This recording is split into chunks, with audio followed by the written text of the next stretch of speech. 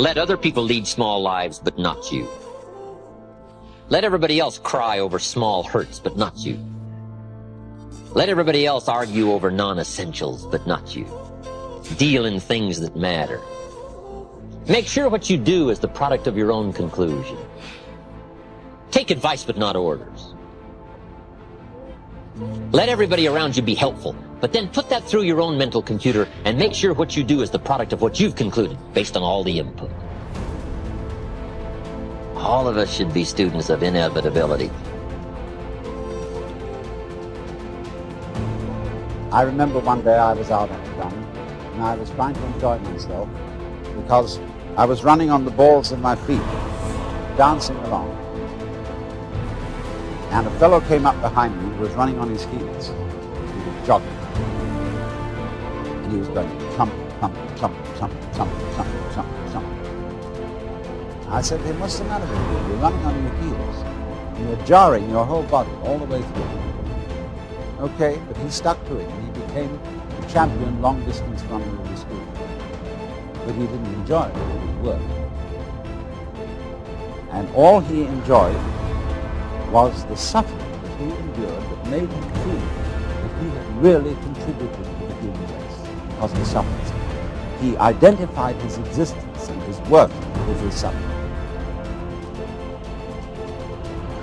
Without kidding myself, if I keep up my current daily practices, where will it take me in 10 years without being disillusioned?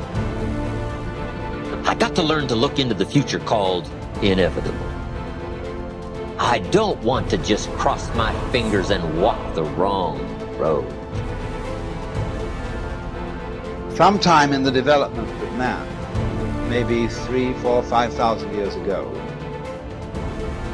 we developed self-consciousness in a peculiar way. We began to realize that by directed thought, we could control our environment. And then it was, you see, that we had a sense of responsibility. Pessimism, the deadly disease of always looking on the bad side, the problem side, the difficult side, checking all the reasons why it can't be done. The poor pessimist leads an ugly life.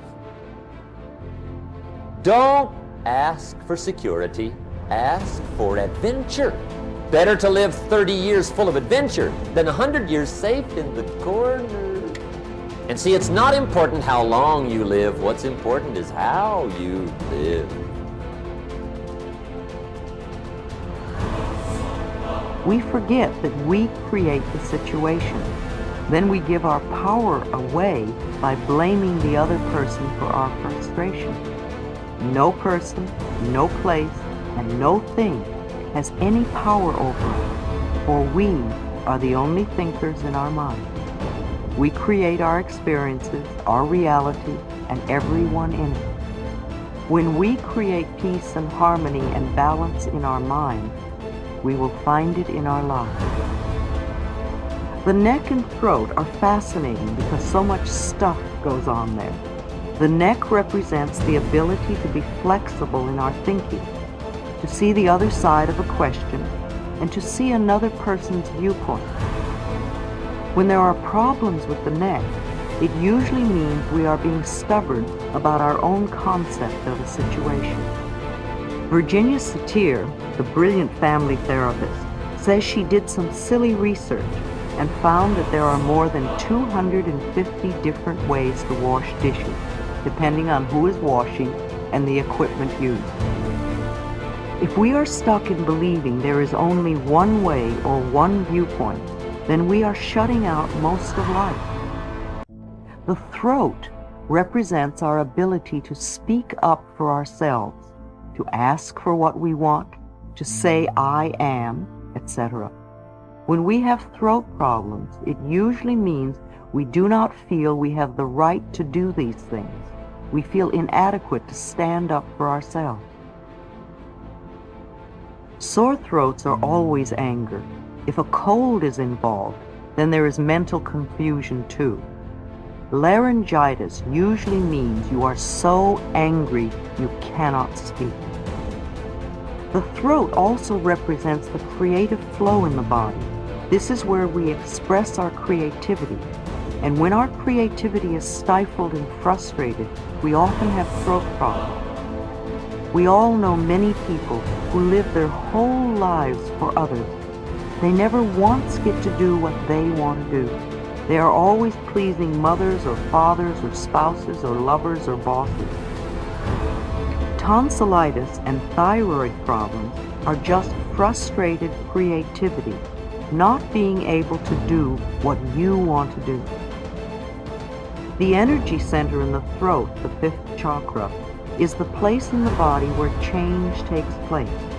When we are resisting change, or are in the middle of change, or are trying to change, we often have a lot of activity in our throats. Notice when you cough or when someone else coughs. What has just been said? What are we reacting to? Is it resistance and stubbornness? Or is it the process of change taking place? In a workshop, I use coughs as a tool for self-discovery.